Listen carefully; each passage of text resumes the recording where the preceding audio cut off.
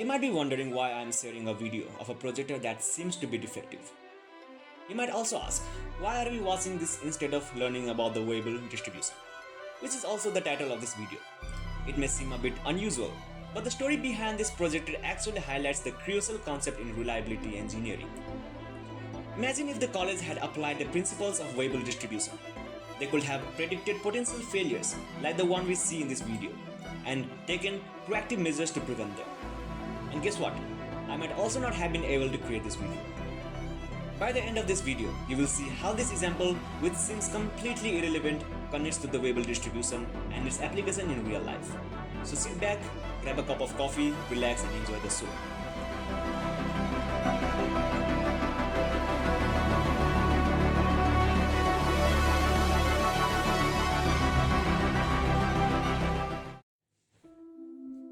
Hello everyone, my name is Ankit Mahato and welcome to today's video where we will explore an important statistical tool, the Weibull distribution. If you are studying computer science or artificial intelligence, this is particularly useful for tasks like machine learning, data science and even system reliability analysis.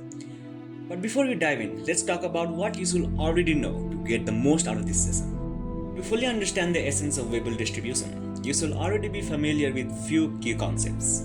Like, you should have basic understanding of probability theory and be familiar with common distributions like exponential and normal. Since Weibull is a continuous probability distribution, understanding how continuous random variables work and how probability density functions describe them is very crucial. Although we don't dive deep into calculus here, knowing the basics, especially how integral relate to cumulative probabilities, can help when we discuss the cumulative distributive function, CDF. If this topic sounds familiar, you are in the right place. If not, don't worry, I will walk you through everything. Everything appears to be going well. Let's dive into the Weibull distribution, starting from the history. This distribution was introduced by an engineer, Weibull, in 1951. I'm not sure if I'm pronouncing the name correctly or not. Anyway, this distribution has become one of the go-to distributions for modeling time-to-event data. Think of it as a way to represent the probability of system failing after a certain period, like how long a piece of hardware will last or when a server might crash. What makes the Weibull distribution special is its flexibility. With the right parameters, it can model all kinds of data, whether the event is happening faster, slower, or even at a constant rate. A main point about the Weibull distribution is how it connects to the exponential distribution. When the same parameter k is 1, the Weibull distribution becomes the exponential distribution. This indicates that if you think the failure rate stays the same over time, the exponential distribution is suitable. But when k changes from 1, the Weibull distribution reflects different failure rates.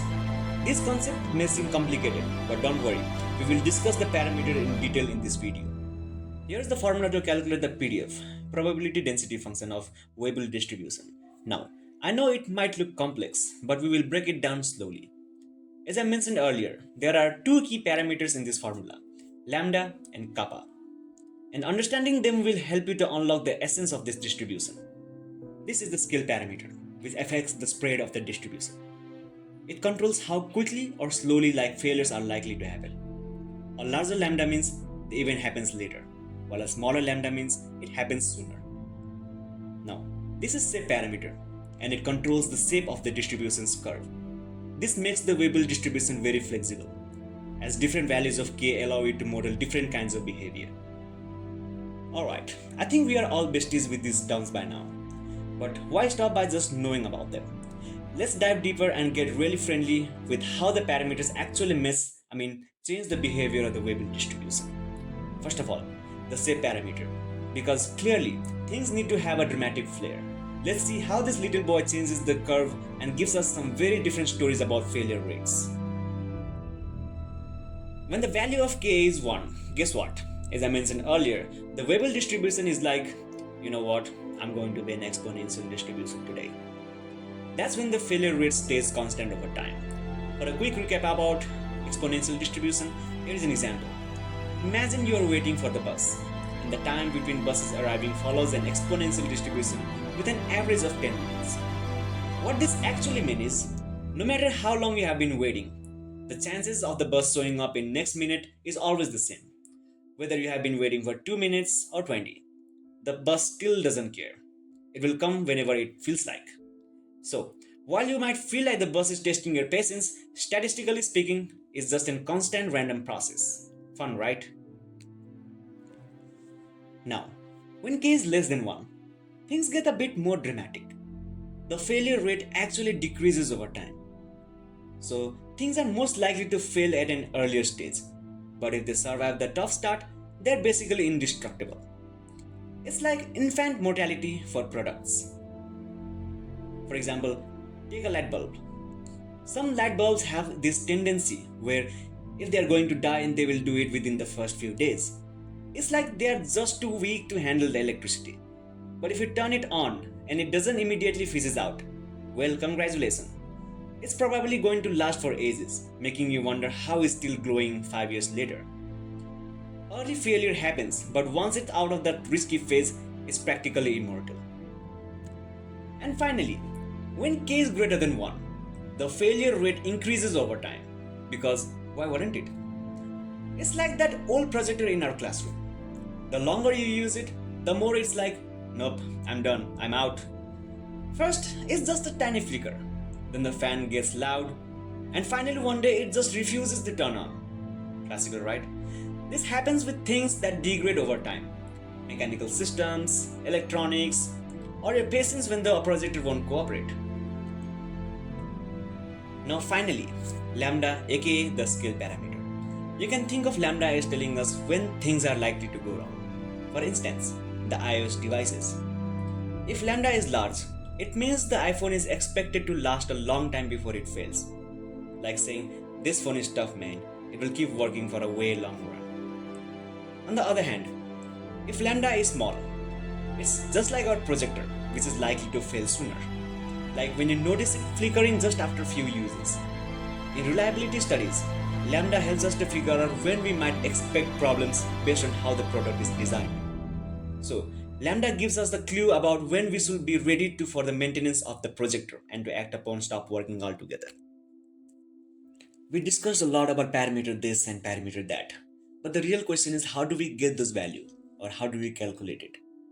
There are three commonly known methods of calculating the parameters of this distribution: maximum likelihood estimation, method of moments, or Python scripts. If we talk about maximum likelihood estimation, first of all, we gather the times to failure of your product.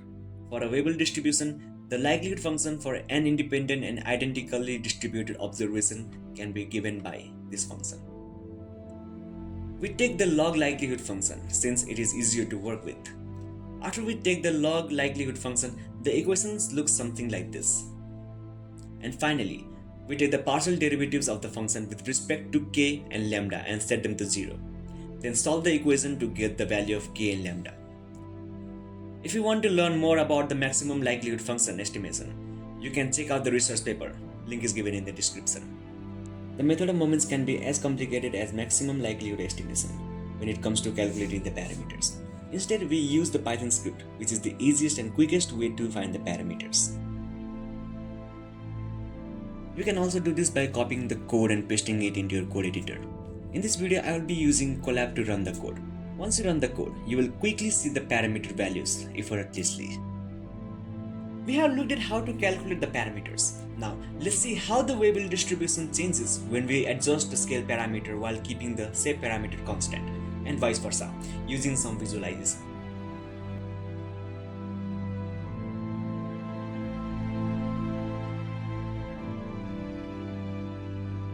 When we look at Weibull distribution with different lambda values, we notice important results such as we increase the scale parameter lambda from 100 to 200, we observe a noticeable shift in the peak of the distribution to the right.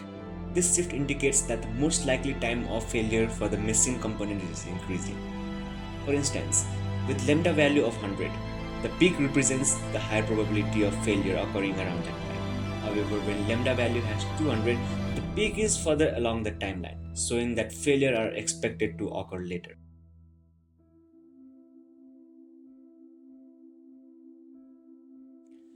Despite the change in the scale parameter lambda, the overall shape of the Weibull distribution remains consistent due to the fixed shape parameter. The shape parameter plays a critical role in determining the nature of the failure rates. In this case, k is equals to 1.5. It indicates that the failure rate increases over time, suggesting that as a missing component ages, the likelihood of failure rises. The combination of a higher lambda and a consistent k results in a distribution that maintains its overall shape but is simply stretched out and shifted, illustrating the dynamic nature of the Weibull distribution in modeling real-time failure data. Up to this point, we have only discussed about the parameters in the formula for calculating the PDF of a Weibull distribution. But wait, there is more. Now it's time to dive into the CDF and see what's really going on there. Now, let's talk about the cumulative distributive function. This helps us figure out the probability that something will fail or happen by a certain time. Basically, the CDF answers the question, what is the chance that this system will fail within a given time frame? It's a way to calculate the likelihood of failure or an event occurring before a specific time, which is super useful for predicting when something might stop working. This part is the CDF. It tells us the probability that a failure has happened by a certain time. For example, if you are analyzing the reliability of a server, you can use the CDF to calculate the probability that a server will fail within its first year of operation. But this doesn't just apply to tech. Think about your expensive Royal Enfield. What are the chances that it will break down before its warranty runs out? Or even household appliances, like a refrigerator. Will it survive past 5 years without needing any repairs?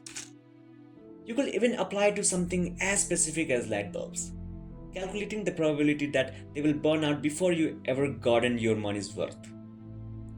The CDF helps you to understand the likelihood of failure over time, no matter what you are studying, from machines to everyday life. Now, let's tie this back to computer science and artificial intelligence. How is the Weibull distribution applied in these fields? In hardware or software systems, the Weibull distributions can be used to model how long components or systems last before they fail. This is useful for planning maintenance or replacements.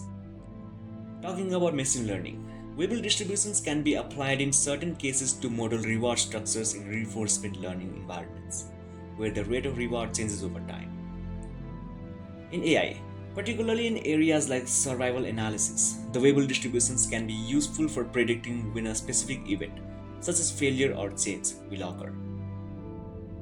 Alright, so we have talked a lot about Weibull distribution, but now it's time to see how it's actually used in real world. Let's dive into an example that really brings this distribution to life.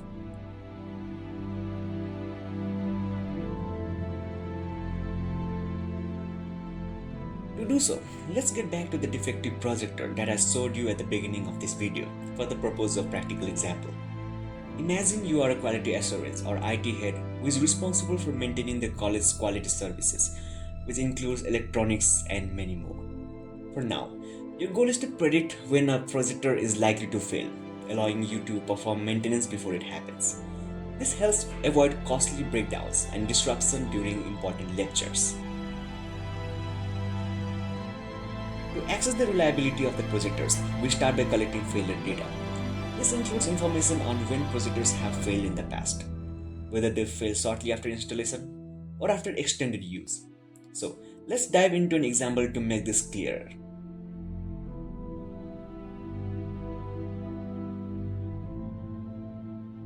Some projectors failed earlier at around 200 to 500 hours. Others lasted a bit longer, 800 to 1300 hours. Finally, some managed to hold out until after 1500 or 1600 hours before failing.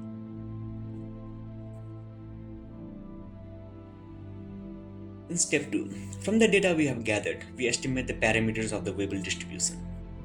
To calculate these parameters, we use the Python script since the other two method is way too hectic to use.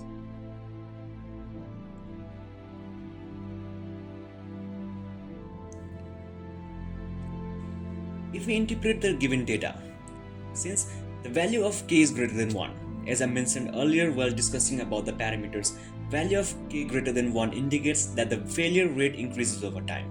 In other words, projectors are more likely to fail as they get older. The scale parameter lambda indicates that on average the projector lasts about 1000 hours before failing, but individual projects may fail earlier or maybe later. Using the Weibull distribution, you can calculate the probability that a projector will fail by a given time t. For instance, if you want to know the probability that the projector will fail by 1200 hours, you can use the cumulative distributive function. By plugging in the values,